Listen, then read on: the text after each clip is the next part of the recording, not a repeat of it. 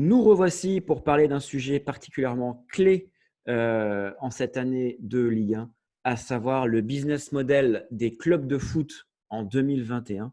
Et pour cela, j'ai l'immense honneur d'accueillir Wulfran de l'Observatoire du Sport Business. Salut et bienvenue. Salut, merci beaucoup Romain, merci pour cette invitation. On est ravis d'intervenir chez Vista Football. Super, parfait. Écoute, je pense que c'est un sujet qui taraude pas mal de monde dernièrement. On a vu passer énormément d'informations, parfois contradictoires, parfois imprécises, sur la relation entre les financements de clubs de foot et ces fameux droits télé. Très récemment, l'actualité était liée à Mediapro qui avait demandé un décalage de paiement auprès de la Ligue. S'en est suivi un certain nombre d'échanges entre les différents interlocuteurs, dont Vincent Labrune. Donc aujourd'hui, clairement, de façon très globale, le business model des clubs de foot en 2021, qu'en est-il? Ta question elle est importante parce que tu précises en 2021. Oui, On entend pas mal de choses passer à la fois dans les médias, à la fois dans les interventions d'un certain nombre d'experts sur le sujet qui évoquent que les droits télé dans le business model des clubs de Ligue 1, ça représente 36-37%, etc., des recettes des clubs. d'accord. Alors, si on se réfère aux chiffres officiels, aux derniers chiffres officiels qui sont publiés dans la DNCG, oui, effectivement, prenez l'ensemble des recettes des clubs, vous en faites un gros gâteau. Les droits télé, ça représentait 36%. Mais c'est 36% à la fin de les comptes qui sont présentés, les derniers disponibles, c'est 2018-2019.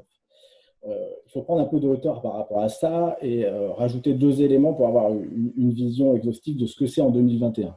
D'accord. Le premier élément, c'est effectivement la renégociation du contrat de droit domestique avec l'augmentation des droits permis notamment par l'offre de Mediapro.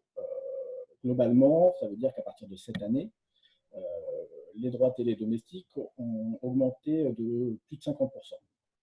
C'est D'accord. important puisque les données qu'on a en 2018-2019 ne sont pas les données associées Eh oui, à ces droits télé. Voilà. Donc d'accord. déjà, on a cette augmentation forte. Ça, c'est le premier élément. Le deuxième élément, c'est l'impact du Covid sur l'économie des clubs.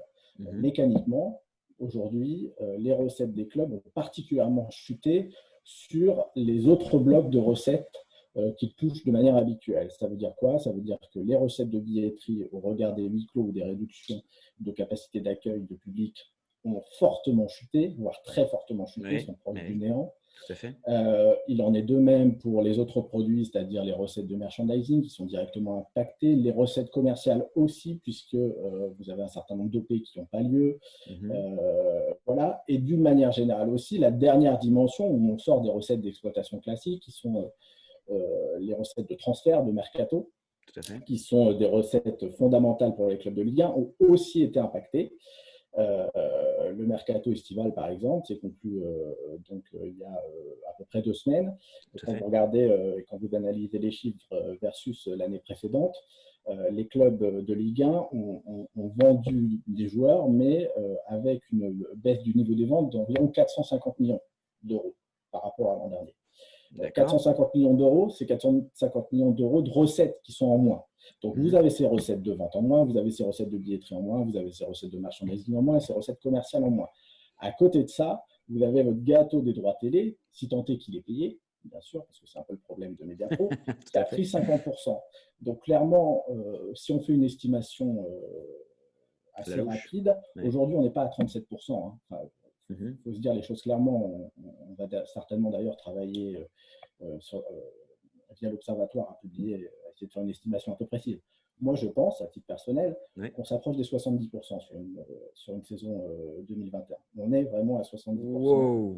des recettes qui sont associées aux droits télé. Donc les 36, les 37%, ça montre, un, déjà, enfin, je ne vais pas dire la méconnaissance, mais il faut bien Hmm. avoir ça en tête. C'est-à-dire qu'on dit que la situation peut être catastrophique, elle peut être catastrophique, d'autant plus qu'on est sur une. Alors, à l'époque, on utilisait beaucoup ce terme il y a 10 ans. On parlait de télédépendance. Alors, aujourd'hui, c'est encore plus le cas. Hein.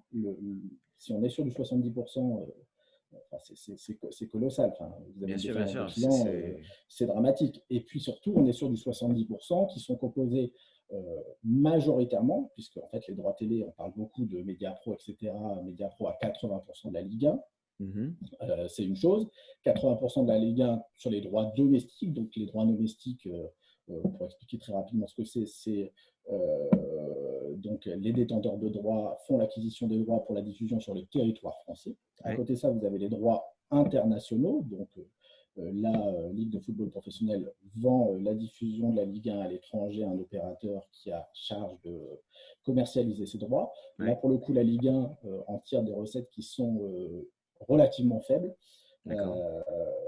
Voilà, est beaucoup plus faible que ses partenaires, enfin ses concurrents entre guillemets européens. C'est d'ailleurs une des faiblesses de la Ligue 1 à l'heure actuelle. Et puis aussi dans les droits, on ne va pas dire télé d'abord, c'est les droits médias ou les droits audiovisuels, parce qu'aujourd'hui vous regardez les compétitions possiblement sur votre télé, mais vous pouvez aussi la regarder sur votre ordinateur, et pas que parce que vous aimez le fait de pouvoir le regarder sur votre ordinateur, parce que par moment, c'est accessible principalement via un desktop et pas via la télé. C'est-à-dire que vous prenez l'Italie, une partie des droits est vendue via DAZN, via voilà, certains autres opérateurs. Donc, on dit vraiment des droits médias.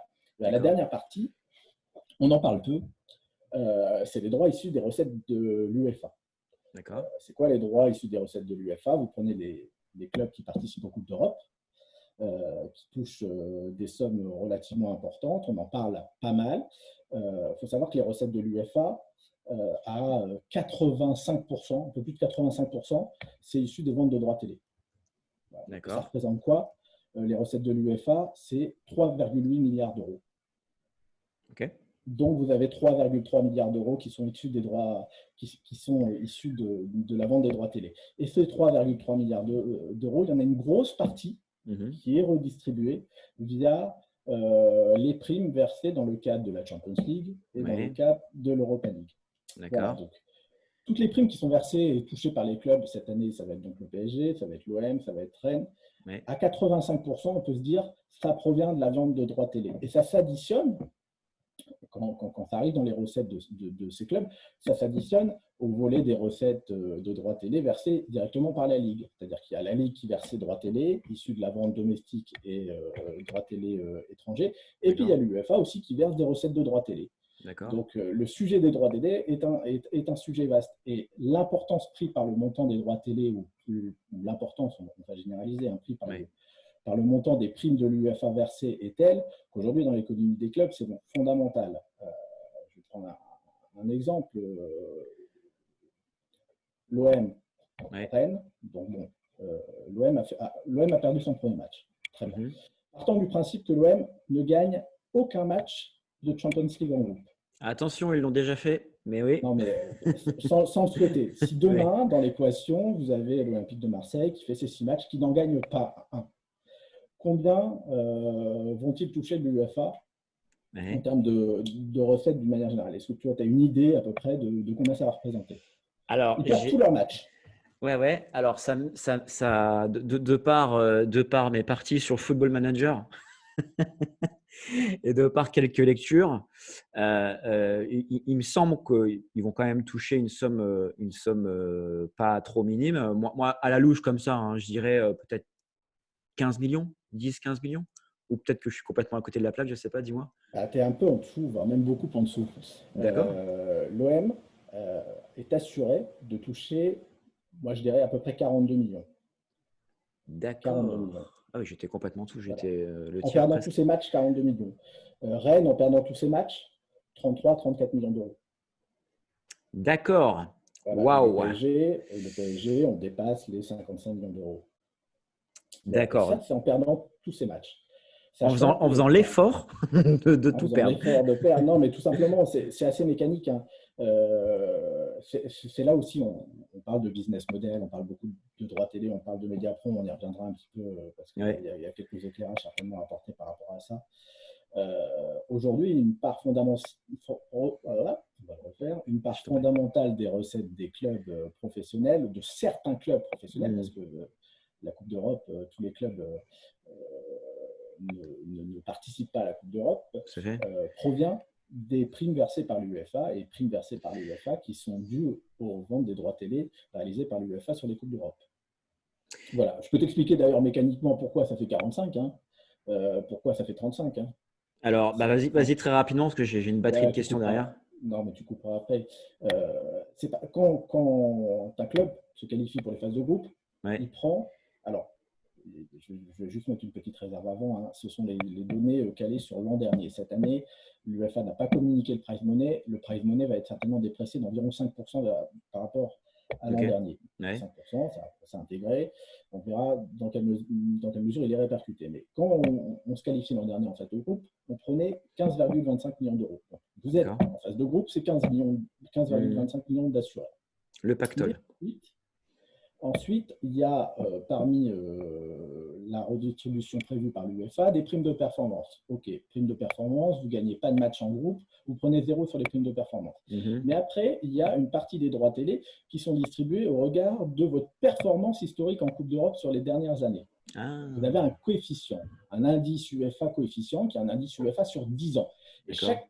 chacun des 32 clubs qui participent aux phases de groupe Ouais, a un indice. Et d'accord. l'an dernier, typiquement, le dernier club, donc le 32e, celui qui avait le moins bon indice, prenait 1,1 ou 1,2 million d'euros. Et à chaque fois que vous montiez dans le classement, Ouais. vous reprenez 1,1 ou 1,2 million d'euros. Ah, d'accord. Donc le premier du classement, c'était le Real, si je ne dis pas de bêtises, prenait 33,5 millions d'euros à peu près via ce canal-là. L'OM va prendre, n'est pas 30e au classement. Mhm.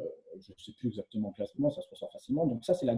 Mais l'OM prend, si je ne dis pas de bêtises, à peu près 13,3 millions via ça. Donc les D'accord. 15-25, les 13 là. D'accord. Et puis le dernier pan, Ouais. c'est une partie aussi des droits télé qui sont redistribués au regard de ce que versent les diffuseurs français Ouais. donc, pour avoir les droits Ok. de la Coupe d'Europe. Et ça, c'est distribué, c'est partagé entre le nombre de clubs participants. Donc là, cette année, PSG, Marseille, Rennes. Et Ouais. même quand vous faites peu de matchs, Ouais.